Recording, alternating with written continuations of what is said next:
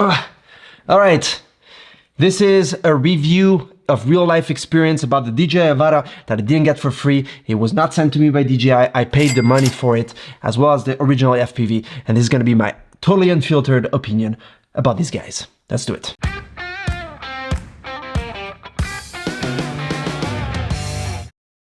Hi there, welcome back to my channel. This is Chris, hope you're doing great. Today I want to talk about the DJI Avata. There has been a lot of hype about this new drone. I watched probably hundreds of videos about it. And I kind of had to make my own personal opinion about it. I did that for the original FPV as well. And despite all the warnings, I went ahead and bought it. And today I want to kind of compare them, obviously, but more from a user real life standpoint, not from like specs. And I mean, if you want to see specs, you can go check the 999 other videos that were made on YouTube and you will have all the specs, or you can go on the DJI website. However, this is more of a what is my viewpoint about the DJI Avata after using it. So I think the Avata is what I wished for in the original DJI FPV. So if you're considering buying the original FPV, the only thing that I think is better in this drone is the maximum speed in manual mode. So you will have to be a manual mode pilot. You will have to be able to fly in manual mode. So that's the first thing that you will need. And then you will be able to fly at around 140 kilometers per hour versus around 98 based on DJI's website data. Now, that is 42 kilometers per hour more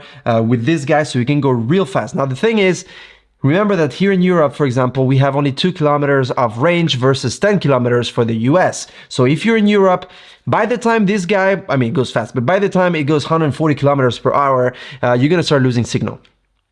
So that kind of defeats the purpose of going that fast.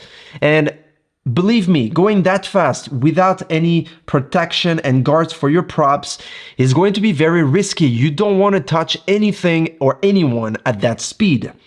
And that brings me to the first thing that I really think is amazing about the DJI Avata, and that is the way it's built, its structure, and the crash resistance. My God, the crash resistance is just crazy good. What I mean by that is that now you can go on the DJI website and you can buy separate parts from your drone in case they break. So the prop guards, you can change them, the top part can be changed. I mean, you can replace parts yourself at home, and if DJI says so, it's a good thing. The other point is there are, like I said, props guard. So if you bump onto something like you see on this video here that I'm touching something, a statue, as I was flying by, the drone's just gonna bump and keep the altitude and keep flying.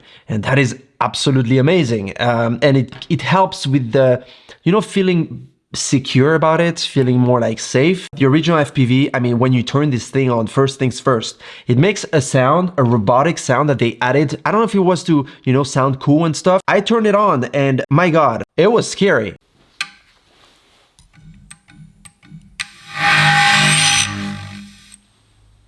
It's intimidating. That's the word. It's intimidating. And then you have all these LED lights turning on and all that, and you're like, oh my God, what am I gonna fly? So you kind of get scared because if this thing turns around by mistake and flies into you, well, you will feel it.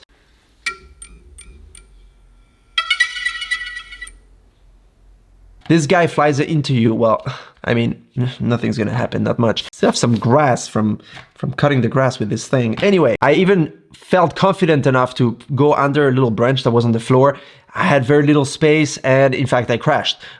All that happened is that the drone said impact detected, it turned off the motors, was on the floor, done, that's it. I went, dusted off, turned it back on, off we go again. So there, I mean, yeah, for crash resistance and security, this is absolutely amazing. The next thing is the size. I noticed out of personal experience that the size matters a lot. I mean, this looks like a Cinewhoop. This looks like a regular, well, I guess a big drone. That's cool, I guess, but you can't do much with this. I mean, you can fly through branches, obviously besides the props, but you can fly through small, you know, holes, small spaces. You can't do much with this. You can go indoor. So that's why I'm saying the Avata answers the questions that I needed answered as to what you can do with an FPV and how you can have fun with an FPV. I mean, that's when I found out how enjoyable flying an FPV really is, when I saw this little thing. I mean, this is way too big. Sorry, it just doesn't work. Another thing about size that I don't want to forget, that's one of the most important things. I'll talk about the goggles too after, but these things are so small. And together, I mean, check the size. That's it. You can put this in any sort of backpack. You can just, you put it there, good to go. This guy, no, forget it. I had a whole case for it. I had to literally put the case with it. The props had to be removed each time, but my case didn't, so I could leave the props on, which was amazing. This guy, you just put it in your bag with whatever else you have for your content creation, and off you go.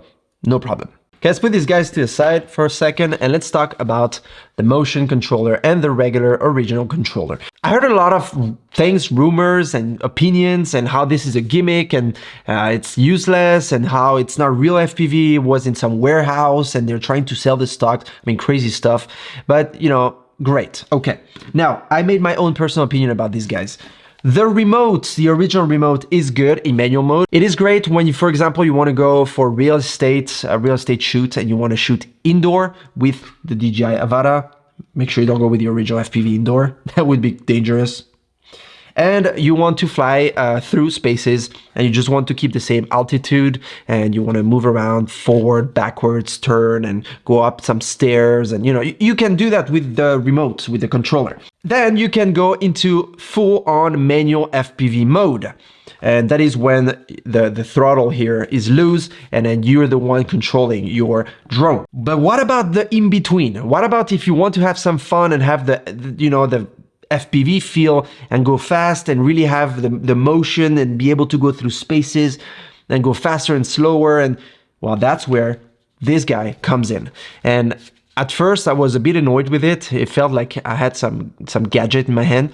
But after flying for about half an hour, 40 minutes, I really started enjoying how it works because of this guy here, the trigger, the acceleration. When you accelerate a little bit, your drone will move slowly, and the more you press, the faster you go. That means that you can really go low to the ground, start going faster and faster and faster, and you can really feel that, that FPV feel, that full immersion into what you're shooting, thanks to the circle that you see on your screen at all times. So you know exactly where you're going. You know if you fit, if you don't, if you want to go up or down. So honestly, I'm enjoying this way more than the controller. And don't get me wrong, this for a professional FPV pilot or someone that is good at piloting in manual mode, this is obviously a no-brainer. In that case, this is a gimmick.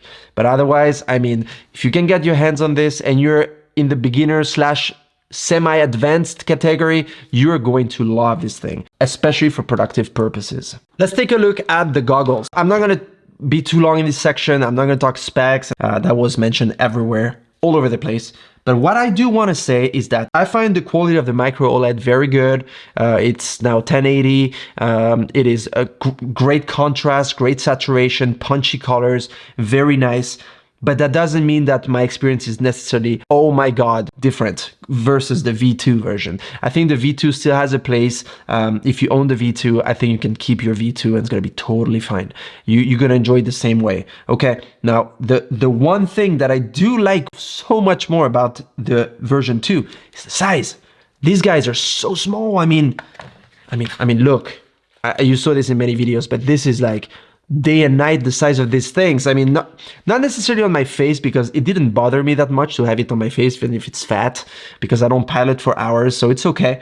But in terms of size, I mean, you close the antennas and this thing can go, as I said, in your backpack along with this. It is so small and it just fits anywhere. You will have no more excuse not to be able to go and fly at any time, anywhere. So this is a huge improvement. All right, back with these guys. In terms of how loud this thing is, I mean, it is not that loud. Okay, I heard that, oh my God, super high pitch. It is high pitch. But if you heard the original FPV, I mean, it is not that bad. I mean, come on.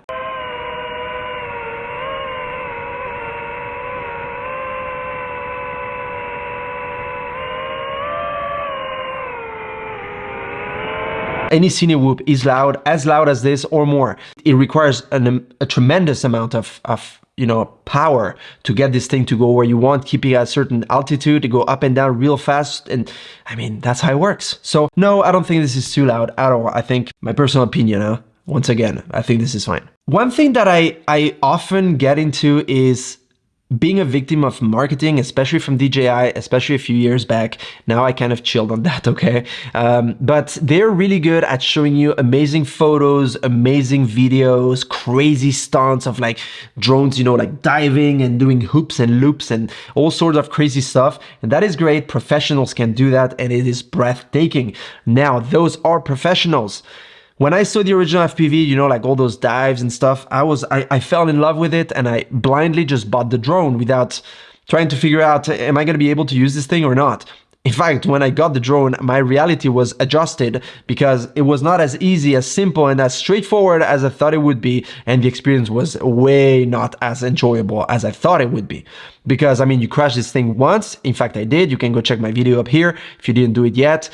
I crashed it. I had to wait about 2 months, and it came out between summer and fall. In that period, it was winter. I couldn't go out anymore, and I lost my interest for this drone. And it's not a cheap drone to lose interest about, okay? In this very case, is this something you would be a victim of marketing, as I call it? And I think the answer is no. For one of the first times, really, I feel like it is truly advertised, and what other YouTubers, even those that have been paid, quote unquote, are saying is correct. You will enjoy this guy from the get-go. Give it half an hour, 45 minutes, go out, shoot, and you will love it. So for once, I think the advertisement is on point, it is correct, and it is apropos. So now, who is this drone for, and who is this drone for? I think this drone is for that guy that wants to go super fast in the US, where you can go 10-kilometer range, and that is it. That's it. All right, so that's out of the way. And now the Avata. Okay, so I think the Avata is great for, like I said, beginners, semi-professionals who want to have a good time, enjoy a longer battery life. In fact, by the way, the battery life is great.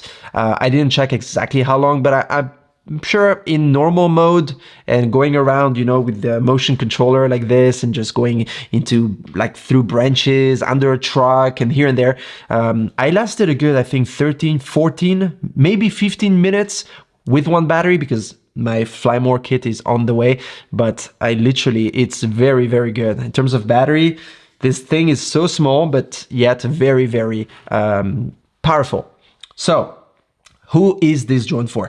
It is really for anyone who wants to have a bit of fun, go out, shoot some real cool first-person view images, and just, you know, have fun. Really, I would call this the fun drone there, because I have my Mavics in the back.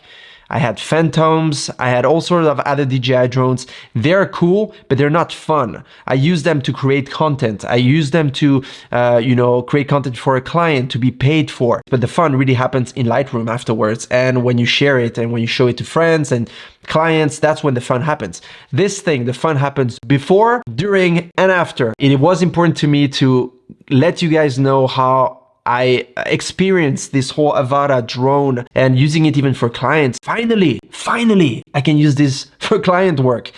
Forget the DJI FPV in terms of client work. You will not get a client work. I mean, unless you're doing some landscape video for some city, I guess, or something. I don't know. The Avata, well, the Avata now, I'm going to use it hardcore, big time, for productive purposes, going into work sites, going into spaces, going into houses for real estate, because I do also a lot of real estate. In fact, if you would like me to do a real estate video, please write it down in the comment section below, and also like this video. That will help me a lot. If you didn't subscribe yet, please do so you don't miss any of my future content, and I will see your smiley faces once again. So take care, keep shooting, and see you very soon. Bye.